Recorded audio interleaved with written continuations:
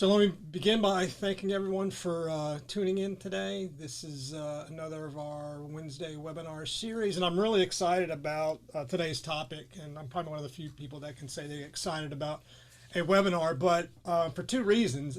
One, it's on economic development, and if you look at some of our course catalog, this is an area that we've been lacking and something that we really wanted to focus in on in the next 12 months. So by I think having this topic today, I think is very timely. The second reason I'm excited is our speaker. Our speaker is Greg Viday. Greg is the Economic Development Representative from the U.S. Department of Commerce to Florida. Greg has really a big, vast background in economic development. He started out in the private sector working down in South Florida. He also worked for the Treasure Coast Regional Planning Council as an economic development coordinator. And then he also worked as a principal planner for Palm Beach County. Greg and I actually went to graduate school together and worked on some very interesting projects, both in Florida and in Central America. So our paths cross occasionally, and I've been trying to get him on probably for the past 15 months. COVID hit us, and so that really gave us a delay. But Greg, I'm glad you're back on today, really to talk about what your agency does, and then talk about those tools and those programs in relation to the new stimulus package. So I'm going to turn it over to you. Thank you. Sure. Thank you for that introduction, Eric. And it's nice to see you again, and want to say thank you to Florida Association of Counties and the Institute of County Government for inviting me to speak today.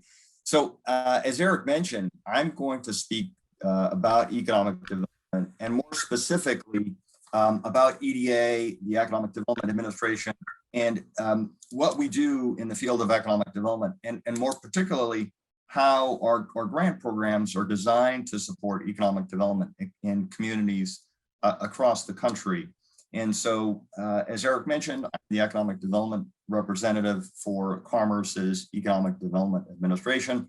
I'm your Economic Development Rep for Florida. So basically, I'm your point of contact for all things EDA. So let's go ahead and get started. So one of the unique features about EDA is that we're the only federal agency that focuses exclusively on economic development. Now, a number of other agencies, of course, HUD and USDA, they may have a slight focus on economic development and community development. We focus entirely on economic development. So essentially, what our mission is to really help promote innovation and competitiveness in the distressed regions of America, and really help to bring them into the worldwide economy and help them grow and develop. EDA has 6 regional offices across the country. I'm attached to the Atlanta regional office, which serves 8 states in the Southeast US, including Florida. And then, of course, we have headquarters in Washington. Our staff has grown because of some of the past stimulus funding that has been provided to EDA. So we have somewhere in the neighborhood of about 267 staff nationwide. Again, a relatively small agency within the larger lexicon of federal agencies, but we like to think we kind of punch above our weight in terms of what we can do. So this slide really gets to the meat of the matter in terms of EDA. What we call our grant programs, we call our grants investments, and we do that for a very specific reason. We want our investments to support job creation and leveraging private sector investment, and we do this by really targeting our investments, working with local governments to really understand what their local conditions and needs are, and really provide our investments to unlock that latent potential in a community. How you define a community is really up to you as an applicant. Could be a county. I'm speaking to the Florida Association of Counties. Could be multiple counties. Project could be statewide in impact. Could have multiple states that are being impacted. So it really depends on the context. We work with counties, of course. We work with cities and states and other political subdivisions of the state. We work with the 10 regional planning councils in the state of Florida. We call them district organizations. In other states, they might be called councils of government or planning commissions.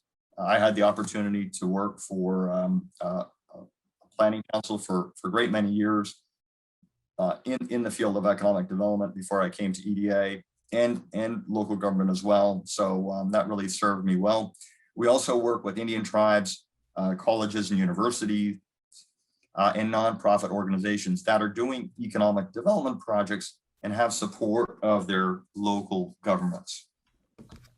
So what this slide is telling you, or is aiming to tell you, is that you may have worked with EDA in the past, and you may have known that EDA was known for supporting economic development planning, of course, on a regional basis, and also doing basic infrastructure grants and things of that nature. But I think increasingly our programs have become more diverse, and our offerings are more interrelated. So essentially what we're saying is, because economic development is a very complex undertaking, and in different communities and different regions of the state are at different levels in their economic development continuum, if you will, we have a whole suite of programs that are designed to address different aspects of economic development. So economic adjustment, public works, university centers, local planning and technical assistance, and then build to scale, which is meant to unleash high value added job creation, high tech development, and tech commercialization. And you can certainly get more information on our programs by going to that hyperlink there, just typing in eda.gov, and you can get a lot more information about our funding programs. But suffice to say that we cover the gamut in terms of economic development. So one of the, as I mentioned, we have grants that range from economic development from a technical assistance standpoint to planning for economic development to infrastructure construction. And so an easy way of kind of understanding what EDA does is to look at the fact that we provide grants under two basic frameworks. One, the construction framework, where we build things, whether it's horizontal construction, whether it's specialized facilities. We've built roads, bridges, extended sewer lines, historically speaking, and increasingly we've also built specialized facilities, business incubators. We've helped to support workforce development by building workforce training centers with colleges and other eligible applicants. And on the non-construction side, of course, we've been involved in a whole range of activities, again, speaking to the notion that economic development is a varied and complicated undertaking and is really subject to the local needs of a community. We've done feasibility studies. We've done disaster recovery strategies. We've funded revolving loan funds to support small business development. And we've looked at different ways of supporting growth in communities. This next slide here just kind of speaks to our regular appropriations. And this is just a screenshot that shows our FY 2021 funding allocations across the EDA enterprise. So we're funded somewhere in the neighborhood of $350 million and up through regular appropriations. Now you'll notice in the yellow box there, I've highlighted CARES Act funding and American Rescue Plan funding. And I'll speak more about that in the next slide. So last year, when the coronavirus hit hard, Congress provided EDA supplemental funding of $1.5 billion under the CARES Act. Those funds were designed to support projects to prevent, prepare for, and respond to coronavirus or respond to economic injury as a result of coronavirus. And communities have used those CARES Act funding for a whole range of different projects, ranging from economic recovery planning to preparation of resiliency plans. Resiliency obviously is a very important term to us. It means economic resiliency, support programs in construction of infrastructure and other relevant facilities to support economic recovery. Under the American Rescue Plan Act, EDA will be provided $3 billion to deal with economic recovery and resiliency. That $3 billion was authorized on March the 11th. And importantly, we will need to obligate funds under the allocate funds under that program by September 30th of 2022. It's also important to realize that there is a 25% set aside in the enabling legislation, which essentially will provide assistance to communities that have suffered economic injury as a result of job losses in travel, tourism, and outdoor recreation sectors. So obviously, Florida has been hit hard because of the downturn in the tourism and the hospitality sectors. So there will be a specific set aside, again, nationally to deal with job losses in this sector. Now, the NOFO is the Notice of Funding Opportunity will have specific instructions as to what kind of funding EDA will be providing. Just as a way of an aside, EDA generally funds at a 50% federal participation rate, meaning on $1 million project, EDA would provide $500,000, and the local government or the state or local government in some combination would provide the other $500,000 or 50%. When we have supplemental funding coming down from Congress for disasters like COVID or hurricanes or things of that nature, the federal participation rate is generally higher. Now, under CARES Act, the federal participation rate was 80%. Now, is that going to be the same under ARPA? Don't know specifically. The funding announcement hasn't been published yet, but it will be out soon, and it will provide the federal participation rate and more detailed guidance as to the types of projects that we'll be looking at. So what is this next slide supposed to tell you? Well, it's meant to tell you that we look at projects on a competitive merit basis. So when we have applications that come to EDA, we look at the regional context, but we also look to see, does the project align with EDA's investment priorities? And I'll speak more about those in a moment. Does the project have a high likelihood of creating or retaining high quality jobs? Can the project leverage public and private resources effectively? Does the applicant have the wherewithal to start the project? And if we're going to fund a project, a construction project, to build a building, we want to know that the applicant has the means and the ability and experience to build that building. And last but not least, by any stretch of the imagination, we need people to tell us what exactly you're coming to EDA to fund. And what are the outcomes, economically speaking, that this project will provide? So, what kind of jobs, how many jobs, what kind of private sector investment might come, and what are the general benefits to the community from the project taking hold?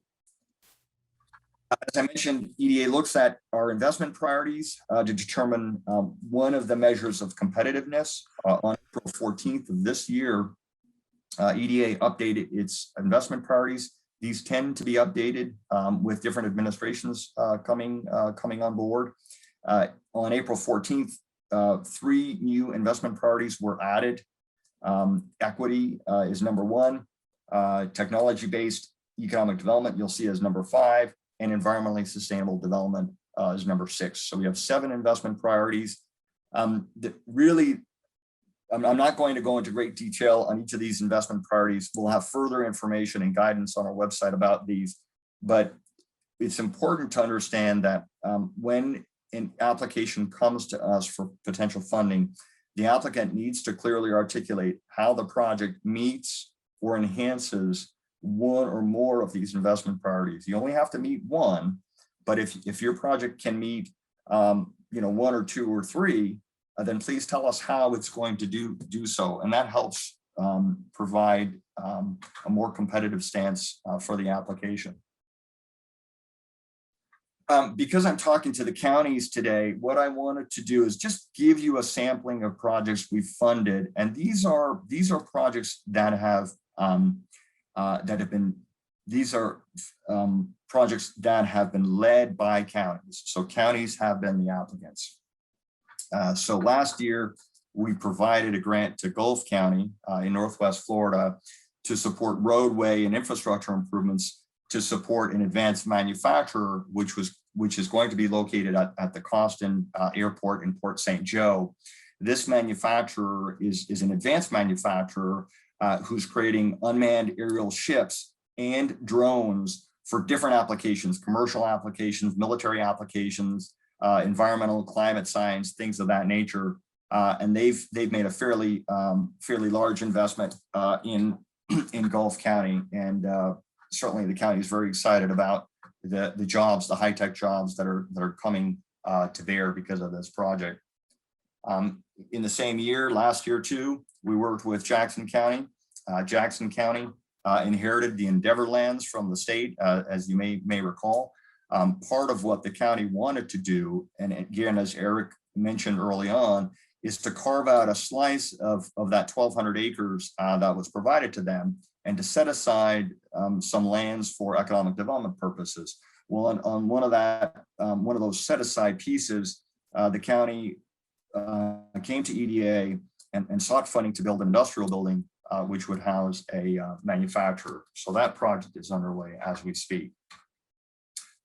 And just to show you again the range of projects that EDA has done in 2019, under the auspices of disaster supplemental funding, Pinellas County came to us and we provided funding to build the Tampa Bay Innovation Center, which is a 40,000 square foot incubator, which is going to be located in downtown St. Petersburg in an opportunity zone. We're very excited about this project. It will really enhance the entrepreneurship ecosystem in Pinellas County and the Tampa Bay region, and the tech garage or the incubator programming is going to be very exciting. So on the non-construction side, obviously broadband is a very important issue. Back in 2019, Henry County came to us. Their communications systems were severely damaged in light of Hurricane Irma impacts. And so they wanted to explore the feasibility of broadband widely penetrating to commercial and industrial areas of the county. And so we provided them funding to do a broadband feasibility study. Monroe County, of course, was hit hard by Hurricane Irma. And so we provided them a grant to do a post-disaster recovery strategy. That strategy was completed and it's being implemented as we speak. And then through the auspices of the Appalachian Regional Planning Council, which is located in Tallahassee, they produced a plan for Franklin County, which is really looking at some strategic economic development opportunities, upland opportunities that the county should be looking at to really develop a more robust economic underpinning. So this is, again, just an example of the types of projects we have done and will continue to do kind of moving forward. CEDS requirements. So what is a CEDS? A CEDS basically stands for a comprehensive economic development strategy. So across the country, there's somewhere in the neighborhood of 360 economic development districts. In Florida, there are 10. So each of the 67 counties is a constituent member of one of the 10 regional planning councils. So when an application comes to us, an applicant comes to us for funding, we want to know that the project is consistent with that regionally developed CEDS document. And each of the 10 regional planning councils is federally designated by EDA as the economic development district for their particular region. And that map just kind of shows you the geographic breakdown of the 10 regional planning councils in Florida. So what do we expect the regional planning councils to do to support economic development? It's an important question. We want them to prepare and maintain the CEDS. We want them to move forward on implementation activities. We want them to provide technical assistance to their local governments, especially those local governments that need some assistance in sort of grant management, grant development. And we also want them to demonstrate support of EDA projects. So just diving a little bit deeper. So what do the economic development districts do? Well, they help grantees define eligible projects. They also kind of help to define maybe some strategic economic development opportunities or sites, as in the case, the image I'm showing here. This is in the Central Florida Regional Planning Council. We're looking at opportunity sites, different from opportunity zones back in 2017. And these are some of the strategic sites that they thought would benefit from further enhancement and growth opportunities. And so, again, a lot of the RPCs, provide this grant development assistance, and they're starting to understand what resiliency means economically speaking for their regions. So at the end of the day, the CEDS, or the Comprehensive Economic Development Strategy, really is a conduit for resources in your region. And, with the passage of the American Rescue Plan Act, there's a lot of funding out there. I mean, you folks are certainly aware of this. $350 billion has been allocated under ARPA through the Treasury Department for the Coronavirus State and Local Fiscal Recovery Fund. $65.1 billion is going to counties across the country. 17.6 billion is coming to Florida. So, there's going to be a lot of money in the system. EDA, as I mentioned, is going to be provided with the $3 billion under ARPA. There's just a lot of resources out there. And I think it's really important for people to kind of step back a little bit and to think how best they can sort of look at the state funding, look at local funding and federal resources. And, if they're thinking about economic development, how best to utilize those resources for inclusive economic recovery and resiliency going forward. I'm not saying it's easy, but I am suggesting that it is cause for sort of taking a moment to look at these different funding opportunities that are out there. So this slide really is just meant to illustrate pictorially sort of a generalized view of EDA's grant process. It's a fairly informal grant process at the get-go. Basically, it starts with a conversation. You call me, you email me. The conversation might go something like, "Hey, Greg, we're thinking about doing A, B, C, D. This is the gist of the project. These are the economic benefits we expect to come out of it. What do you think about that?" And so we'll talk about eligibility. We'll talk about whether the applicant is eligible, the region is eligible, and then I'll provide further guidance. If the project moves forward, we get into the formal application review process. It's a bit of an iterative process, but it essentially moves along fairly quickly. As I mentioned at the top of my remarks, we're going to need to allocate the ARPA funding by September 30th of 2022. So, that will give us about, we'll have to work quickly. So it's really going to be incumbent on applicants when the funding announcement comes out to have those conversations with me early and to try to refine their scopes of work fairly quickly. So what do I mean by that? Let's get into the grant process, just dive into it for a moment here. So these are some key considerations before you come to EDA. So we want you folks to articulate what the scope of work is. If we're building a roadway, you're going to need to tell us what the start is, what the terminus is, how long a roadway are we building? Are we building a mile of roadway, 2 miles, half mile, whatever the case may be?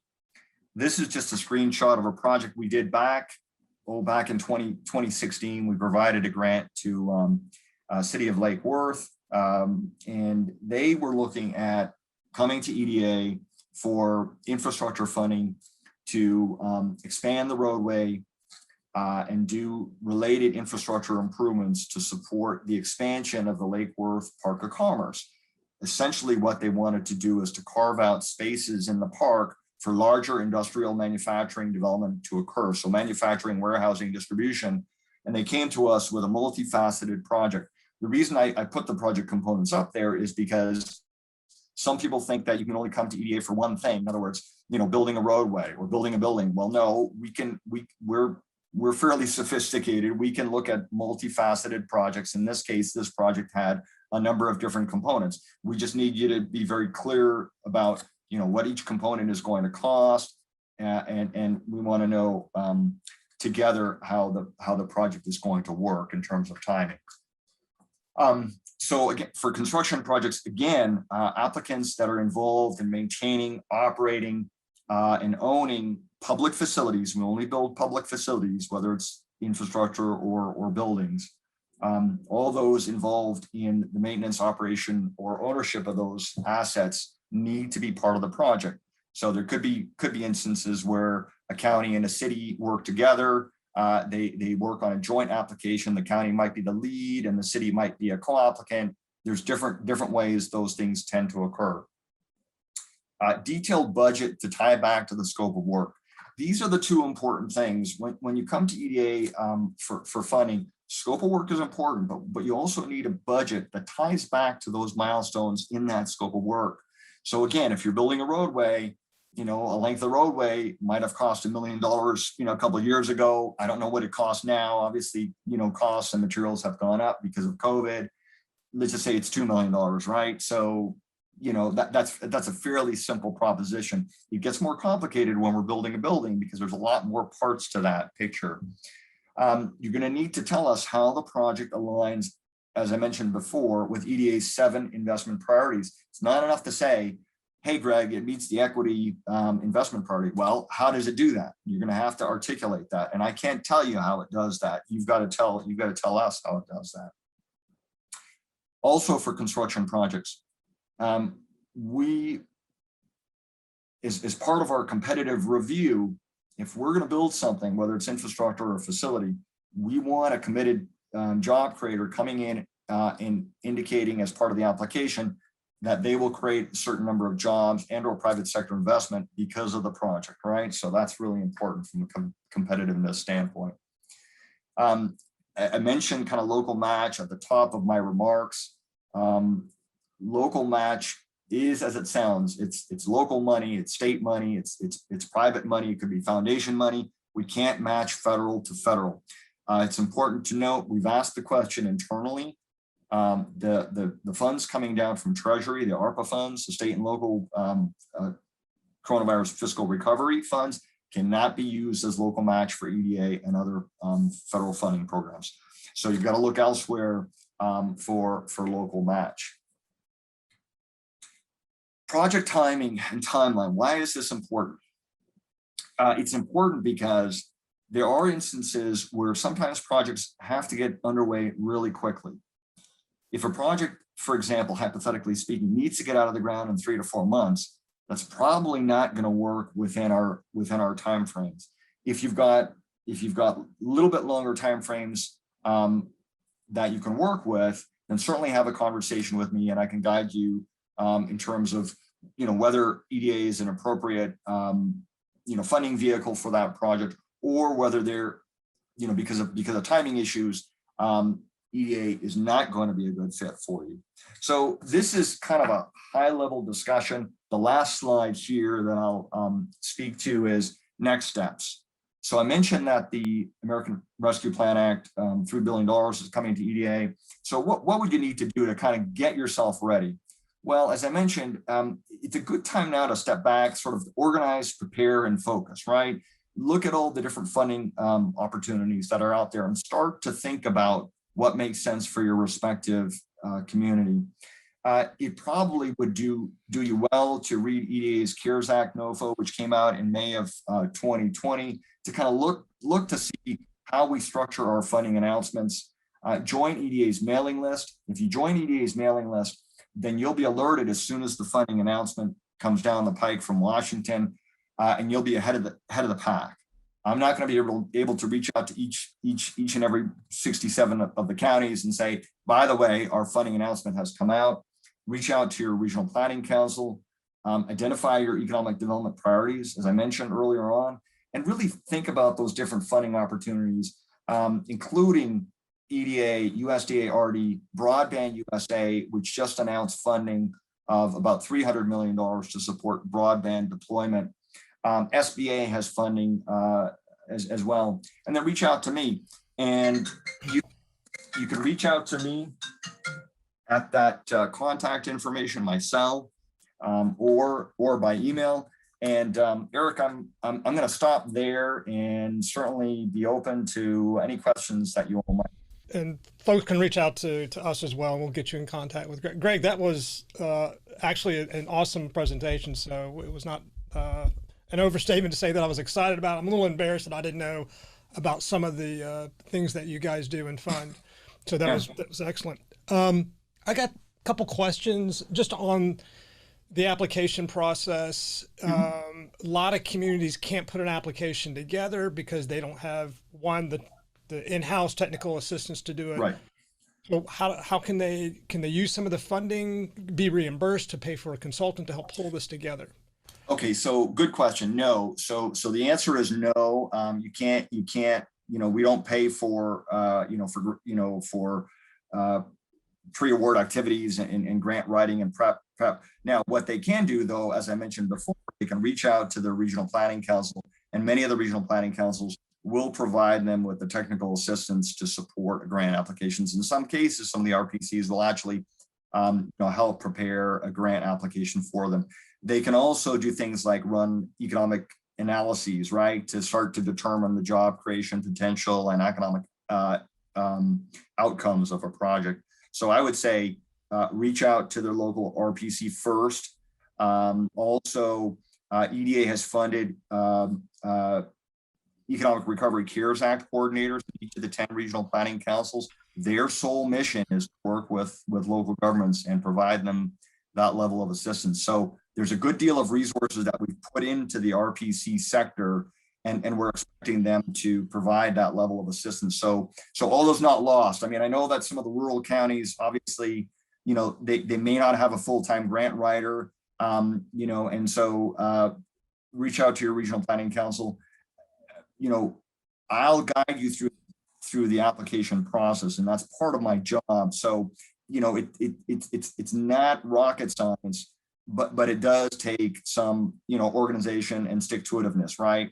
So it can be done, and we've worked with applicants that have never done a federal grant before, and they've made it through. So I hopefully that answers your question.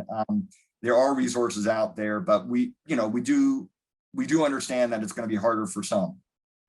Well, I mean, that's a good answer, because I'm a huge supporter of RPCs, and I think one of the best things that they do is providing that kind of technical assistance and grant writing and support of economic development. I do have a question from someone and she is chair of the Institute for County Government right now, and it is, in addition to the CARES and ARPA funding, the EDA typically received funding as a part of the disaster supplementals after a hurricane or other natural disaster. Is this process similar to typical EDA grant programs? The process is similar in terms of the applications, how they're put together. It's dissimilar in terms of, as I mentioned, the level of federal funding that usually goes into that project. So under regular appropriations, we fund at a 50% basis. With disaster supplementals, we fund, generally speaking, at an 80% basis. And in some cases, we can go higher than that. I mean, obviously, there are instances where communities have been severely, impacted by natural events. Maybe their tax base has been fully utilized, and so in those cases, we can certainly fund higher. So it is similar in terms of the application. What needs to be put into the application. The architecture of the application remains the same, whether we're talking disaster supplemental funding or regular funding. There are some differences, and one of the other main differences is that there needs to be a nexus to the disaster. So obviously, the country has been impacted by COVID. What we're likely to see in this funding announcement is some kind of tie back to COVID, right? Because the legislation is based on impacts to COVID, right? Or impacts to COVID. So a community is going to have to say, this project will address the economic impacts from COVID in this way. And that's what makes it different from sort of regular funding, which is your sort of plain vanilla economic development project. Hey, we need a roadway to an industrial park to open up further development. It's going to create X number of jobs. We need $1 million to open up the road. Pretty simple proposition. under disaster supplemental funding, you've got to think about the enabling legislation which preceded it. So I hope that answers the question. So you mentioned, I want to go back to the match. You mentioned we're still in a wait and see or holding pattern on what the actual local match may be. It may be 100% like they did with FEMA. It may not be. Right. But I'd like to see communities get creative on match. Now, you don't match federal money with federal money. Correct. But CDBG loses its federal identity when it comes through to the state. So could you Yes. match with CDBG money? Yes, in certain instances. So in Florida, if your community is getting the small cities CDBG program funds, then those lose their federal earmarks. And so those can be used as local match. But that's probably one of the few instances where federal can be matched with federal. There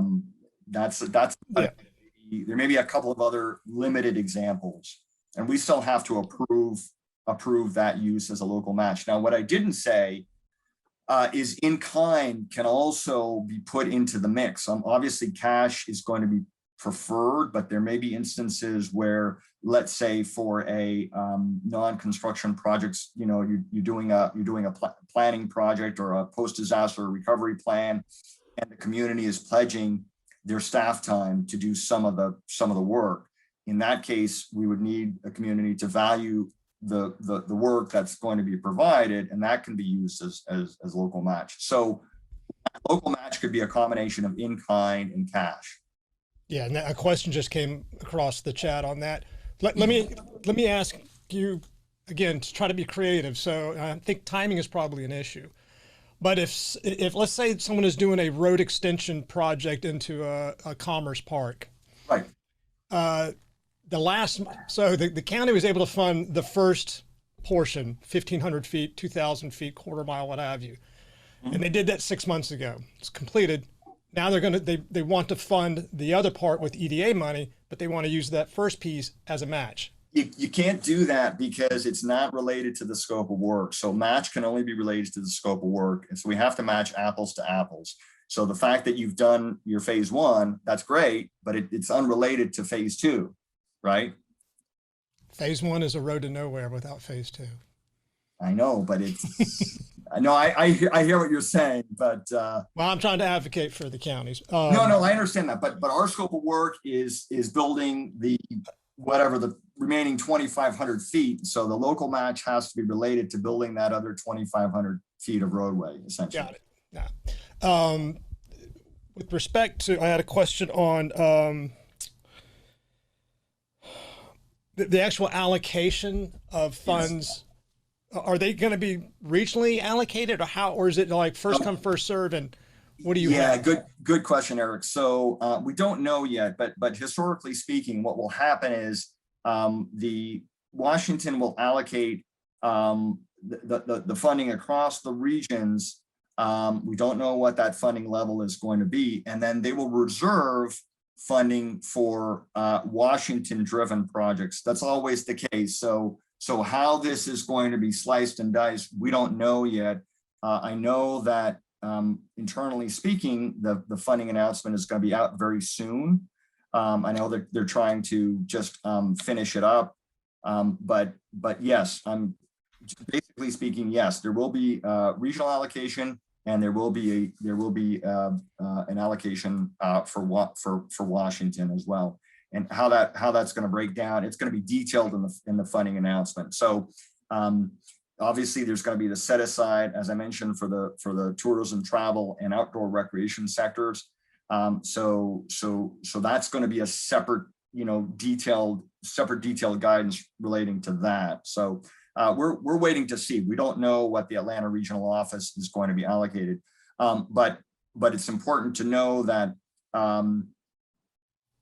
in most instances, project decisions originate at the regional office level, with some exceptions. Obviously, some projects, like some programs, are run from Washington directly, but most project applications will be reviewed and funded regionally based on our regional allocation. And so while supplies last is a good way of looking at it, because With the CARES Act, the NOFO came out in May of last year, and probably by September of that year, we had reviewed the great bulk of applications that came in. And so we were oversubscribed, regionally speaking, not enterprise-wide, but regionally speaking, by about 3 to 4 to 1. So what does that mean? That means that we expect a lot of competition for the ARPA funds that is going to be announced. We also expect to move fairly quickly because we've got that congressional mandate to get the money out the door by September 30th of 2022. So we don't have a huge amount of time. We have a little bit of time, but it kind of presupposes that folks kind of know what they want to do and they have a game plan in place, right? If the conversation is something like, hey, Greg, we have these 5 projects we want to do. I've had conversations with communities about that. And my standard response is, okay, projects, 1, 2, and 3 are maybe something we can consider, 4 and 5 are not related to EDA's mission. You're going to have to look elsewhere for funding those. But for the remaining 3, you've got to tell us what your priority projects are, right? Because there's no rule that says you can't apply for more than one project. But obviously we're going to have limited funds to go around. And so we're going to want and expect communities to have a priority ranking in place. And that presupposes they kind of know what they want to do and they have a game plan for how to do it. So I hope that answers the question. I know it's a roundabout way. I'm not trying to be bureaucratic. I'm just trying to say that, we're going to try to provide the resources as widely as possible. We have 8 states, so we're obviously going to be, be mindful of projects. And of course, I'm the Florida rep, so I'm going to be looking at projects in Florida. So don't let us down, Florida rep. Hey, we got a couple of more questions coming in through the chat. If you still got time, I'd like to put them over to you. This one comes from one of our members from Central Florida. It says, would funding potentially be available for a project, for example, between a state, university, private developer, county government, and a mixed-use, agriculturally based, innovative, sustainably based development with an equity component and a large community recreation component? Wow, that's a great question. Possibly. I think we have to wait for the funding announcement to provide further details. But certainly that kind of thinking is along the lines of things we'll probably be looking at in terms of innovative capacity and partnerships, right? So the devil is going to be in the details, right? The devil is going to be in the details from our side in terms of what our funding instructions are. But as far as innovative potential, yes, I think that's something that certainly has possibility. And we can sort of speak to that offline. You said that dollars have to be out the door September of 2022. What about when does the county have to have all of its money spent? Okay, so I think we have to, so allocating funds in terms of making our grant applications is by September 30th of 2022. The actual dollars have to be spent by, I think, September 30th of 2027. So we've got about five years after that September 30th date to actually get those dollars spent. Now, historically speaking, when we have construction projects, we generally, the time frame for a construction project is 3 to 4 years, because obviously you have to design it, you have to go to bid, you have to build it, and you have to close out the construction process. That takes a little bit of time. So we know that those things take a little bit of time, but I think 5 years is going to be the window to get all those dollars out the door. We also work on a reimbursement basis, so these grants are reimbursable grants. So you just answered my question. Okay, so it's reimbursable, and yep, you spend it, and we pay you back based on whether it's 80% federal share, 20% local, that kind of thing. Okay, we have a sort of a mixed relationship with one of our other federal partners, FEMA, where FEMA approves a project, and then somewhere down the line, they'll line item some things that say, well, you violated a procurement policy or you didn't do this correctly, and they want the money back.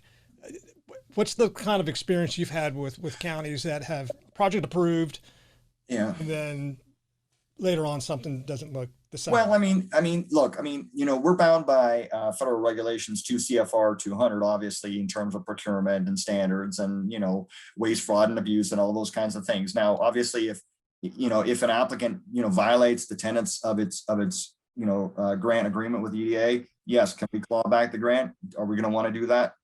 Probably not. That's probably the last thing we're going to want to do.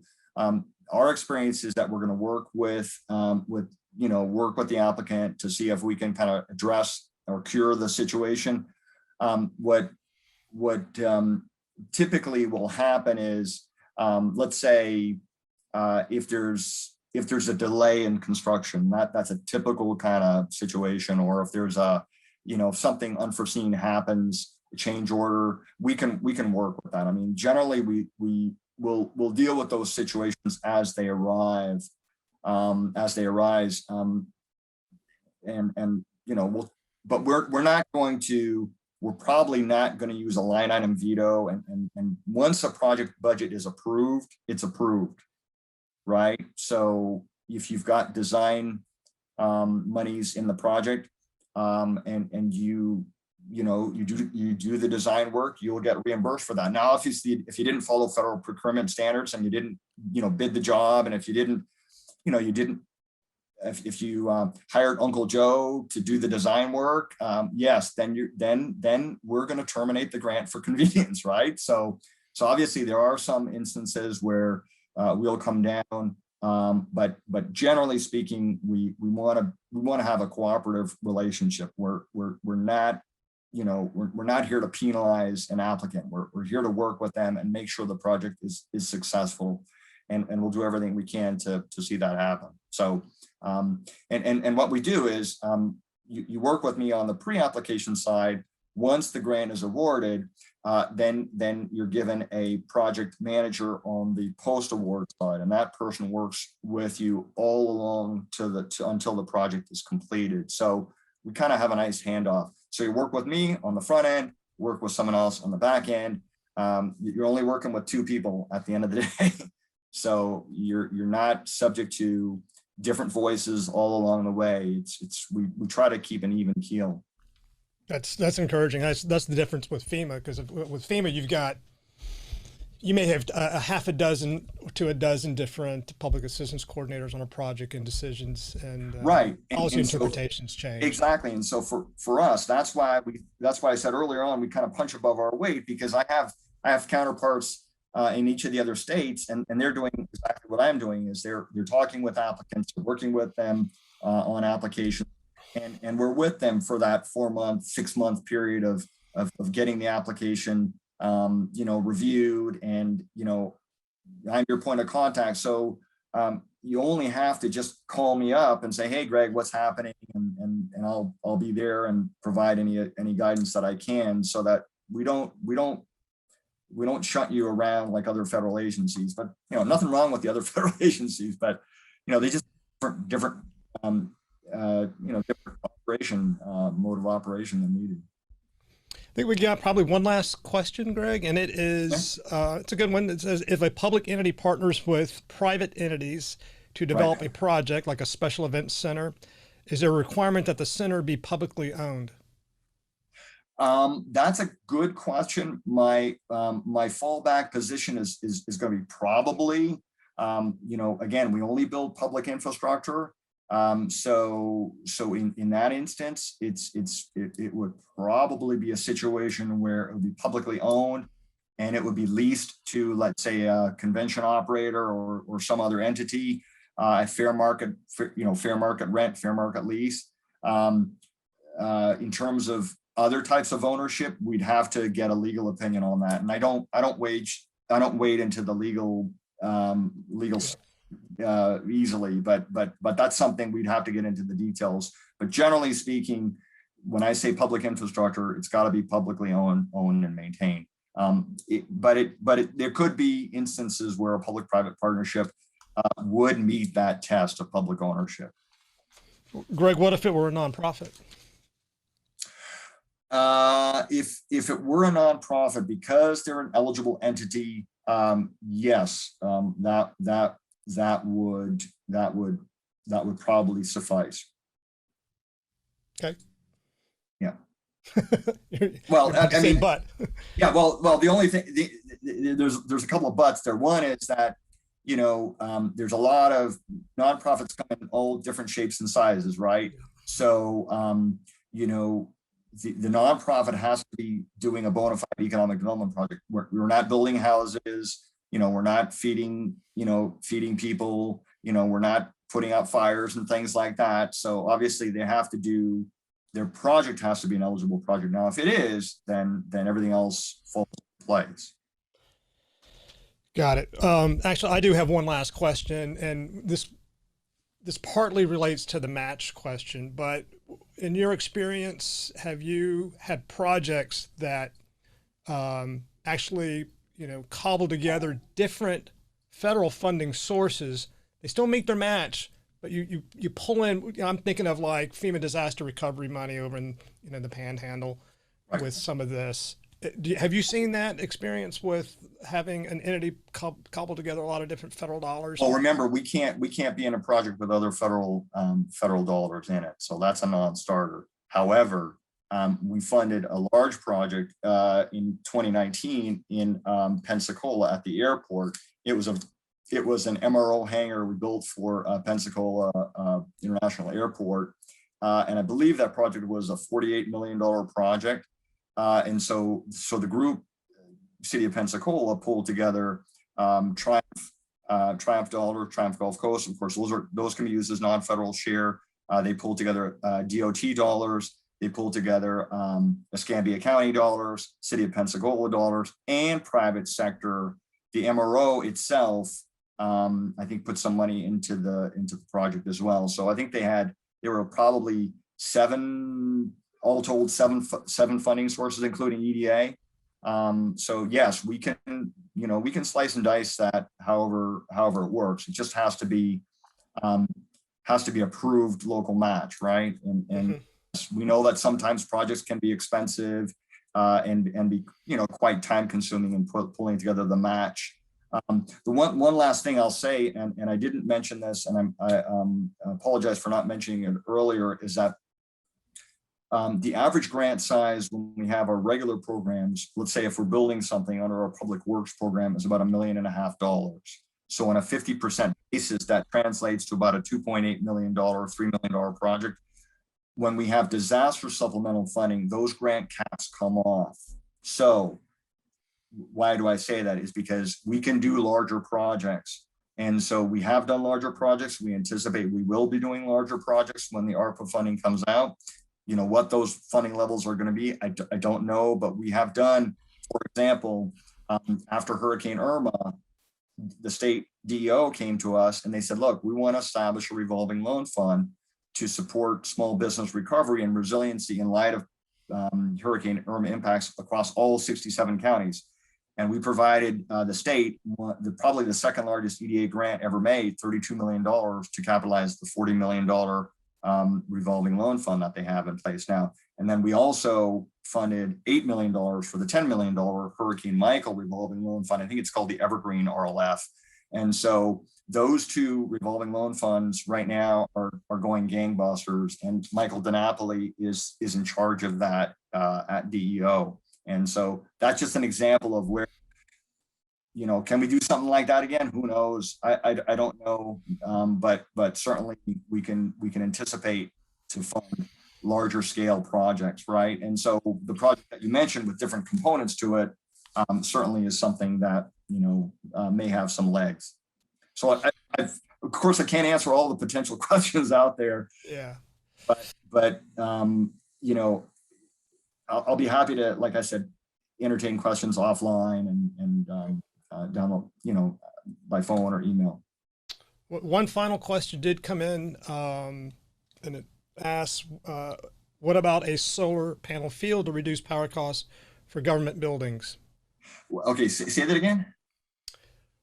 Solar panel field to reduce power costs for government buildings. Well, okay, so that's a good question. How is it an economic development project? In other words, if it's just supporting local government activities, probably we won't regard that as an economic development project. So probably something like that may not fly. But hey, we gotta wait till the funding announcement comes out. I may be proven wrong in that. But at the end of the day, we're still an economic development agency, and so we're not going to replace, local mandates, right? To sort of keep government operations up and running and things like that. I mean, so we're focused on economic development. So hopefully that answers the question. Yeah, and I was just looking at your investment priorities, see if it could match up with that. With the 7 priorities that you have, Yeah. are they all equally weighted, or if someone comes in with 2 that is just knocks it out of the park but doesn't meet any others? No, they're equally weighted, right? So you could have a project that just meets the equity investment priority, or you could have a project that meets the equity and technology-led investment priority, and that's fine. We don't have a preference. We don't have a dog in the fight, if you will. I mean, we just want you folks to think about how the project meets at least or more of these investment priorities. There could be examples. Now, we've had examples where projects have met 3, 4, even 5. So it just depends. You have to explain how it meets those investment priorities. I can't do that for you because I don't know your region, right? So you've got to tell us how it meets those. If you can make that argument for all 7, that's great, but you don't have to. I would say the better utilization of the resources when you're putting a grant together is, articulate a clearly defined scope of work, put together a reasonable budget, put together the economic outcomes, because those are important to us, right? What are the jobs? What are the private sector investment benefits? What are the benefits to the community? And then, by the way, what are the investment priorities that it's going to be advancing? So I mean, all of those factors relate to the project's competitiveness. So don't just focus on the investment priority and say, well, just because we meet equity, everything else is going to fall into place. That's the art and the science of putting together a competitive grant application. Easier said than done, but again, not rocket science. It can be done, and people have done it. So, but the reason I kind of put up those examples is that we know that economic development is wide ranging, at different stages in their economic development sort of continuum. And so we don't care where you are on that continuum. If we can help you, we will. And that's kind of the nature of how we do things. Well, Greg, man, this has been great. I'm so glad that Commissioner Dozier got us connected again. And this has been extremely informative, not just from the stimulus side, but just from the program that you manage for the state of Florida. So we're going to, I think, post and maybe send out your slides if that's okay. Absolutely. The recording gets edited, and we'll post that up to the webpage. So if anybody that was on wants to share this with a colleague, feel free to do that. And Greg, I hope we can continue working together. We'd like to just learn more about your programs and how FACT can be an asset to you in working with our counties. Yeah, I'm excited about it, and part of the reason I wanted to have this discussion with you all today is because some of the counties across the state haven't worked with us in a long time, and part of my job is to do that continuous outreach and kind of reach out to those folks that maybe haven't had a chance to kind of revisit EDA in a long time. So I welcome the opportunity to talk with you all and continue to build this relationship. Great. All right, Greg, we'll talk to you soon. Thanks again. Thank you all. All right, bye. Bye.